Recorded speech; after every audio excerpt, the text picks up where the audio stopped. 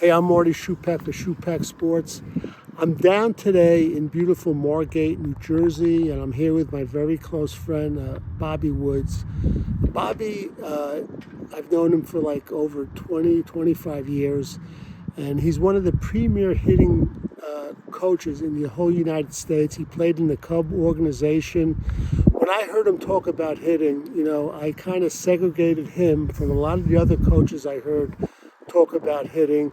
We maintain a very close relationship, and he actually produced a video called Mom, Can You Teach Me How to Hit? So we're going to talk today to Bobby Woods. Bob, how you doing today? Good, Marty. Thanks for having me. It's our pleasure. Bob, I am particularly interested with younger kids. Give me like a couple, the most important things that kids make a mistake in when a parent or a youth coach teaches hitting. Well, I think the premier thing is that kids take their eye off the ball, and we all as parents and coaches tell kids to keep their eye on the ball, which is a great thing to say, because I certainly use that, but there are ways to keep your eyes on the ball.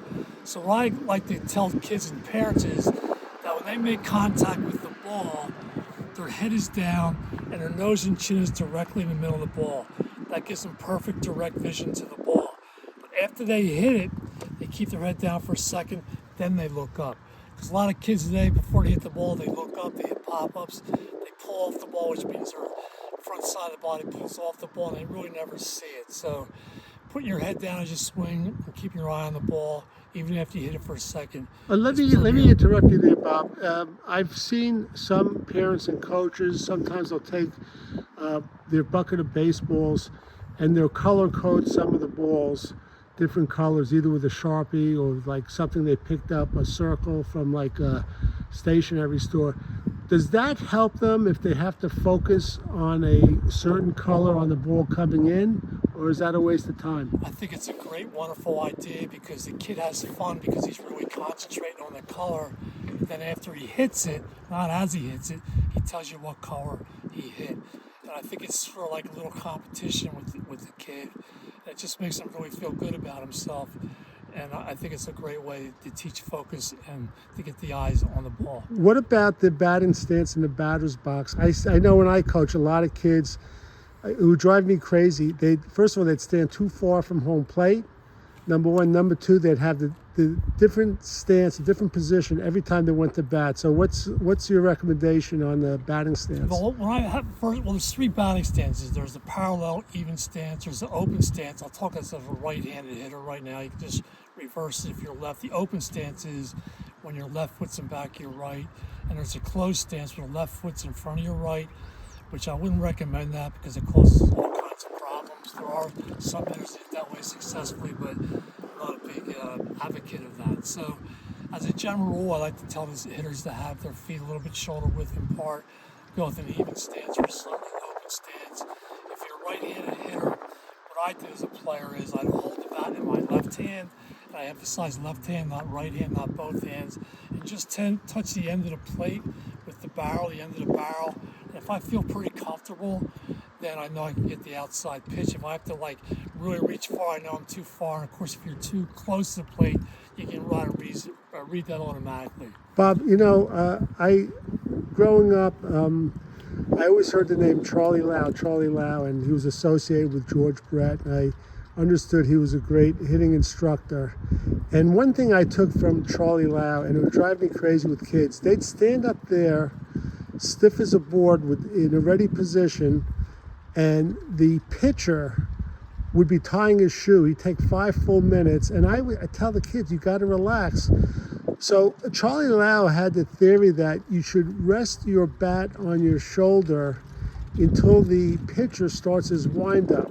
Do you concur with that, or could you revise that at all, or add or subtract? What do you think of that? I think, first of all, let me just backtrack a little bit. Charlie Lau taught rhythm, which means if you stand up there like a statue for 4 or 5 seconds without moving, you just decrease your chance to hit.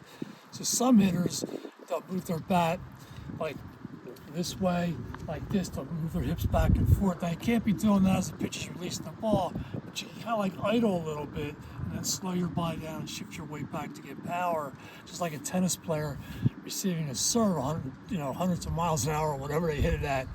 they're kind of moving, anticipating the serve. Now, the bat on the shoulder, I believe George Brett hit that. Is one of my favorite hitters ever, and it's not a bad thing. It can be actually a good thing, but I think you should leave it up to the hitter what they like the best. However, what's good about putting your bat on your shoulder is if you just lift the barrel off your shoulder, you have like a nice 45-degree angle with a nice, I'm showing his left hand with a nice right angle with your right arm. So yeah, putting the bat on the shoulder is perfectly fine. If you like it, try it, or not try it. See what works best for you. I heard you use the term in your great video, Mom, Can You Teach Me How to Hit? The term tension busters. Can you talk about that for a moment or two? It's related to everything we just spoke about. Yeah, well, tension busters is like the rhythm really helps you. Let's say you swing and miss. The worst thing you can do is like stand up there immediately. So what you should do, here's a couple tension busters. You take the bat and just twirl it in your hands. It relaxes you. Or you look at the barrel for a second, adjust your uniform, adjust your helmet, adjust anything you want. Tap your spikes if you want with your bat. It's just, real easy. And that releases the tension. And when you get back in the batter's stance, it's like you never swung and missed at all. You just took your mind away from the fact that you're using tension. We're filming this October 2024. Bob, in the major leagues, could you give me a couple of players that you're very impressed with their swings and why you're impressed with their swings? Well, there's a lot of hitters. I'd probably take a little time to think about that, but I know Mike Trout has a great short, compact swing. He's a great hitter. For the Phillies, for example, I like Turner, the shortstop. Great swing. He's the top hand release style of hitting, which I like a lot. It's short and quick to the ball. He's not a real physical kind of guy, but he still drives the ball very well. He's a very relaxed hitter. So I like Mike Trout. I like Turner, the shortstop for the Yankees, and I'm sure there's other hitters if I think a little bit more. Yeah, and let me just add, we're talking about technique, and one thing I skipped over, I apologize. Could you just demonstrate like the knob and hands and barrel with that bat? Sure. And what it should be? Go ahead. So as you can see, when you choke up, so you can really see the knob and hands and barrel. If you're going to swing correctly, you decide to swing. Your hands go up the slide and down the slide. You don't swing down, you start down. You see how the knob and hands come first, and then the barrel. Mostly every major league hitter hits that way. That ensures more bat speed, sweet spot contact on the barrel, and their ability to hit the ball all over the place, okay? You don't want to get just like this. You don't want to cast your hands out like this and let the barrel swing like that. It's like a major no-no. You're going to have all kinds of problems if you hit that way. Bob, you've coached a lot of kids. A lot of kids went on to play in college, and a lot of kids you coached went on beyond college. And a lot of parents get frustrated, and I try to tell them that, kids develop at different paces, and you never know all of a sudden when they'll blossom. So in closing, can you give any parents of any youth baseball and softball players some advice that might really relieve them of any of their frustrations? Like, let me explain something to you. Like, sometimes they'll say, like, in baseball, you can make millions and millions of dollars if you're up 10 times and you get 3 hits, and that's true. And they say 7 times out of 10 you fail. I'm not a big fan of the word fail. I like to use, if a kid's not hitting or in a slump, if they want to know what's going on, it's just they're having delayed success. Delayed success is much better than telling some kid he failed. Nobody wants to hear that. So I think just using the term delayed success will help kids. And people do develop at their own level of maturation, physical and mental, emotional, social, all occurs a little bit differently in every kid.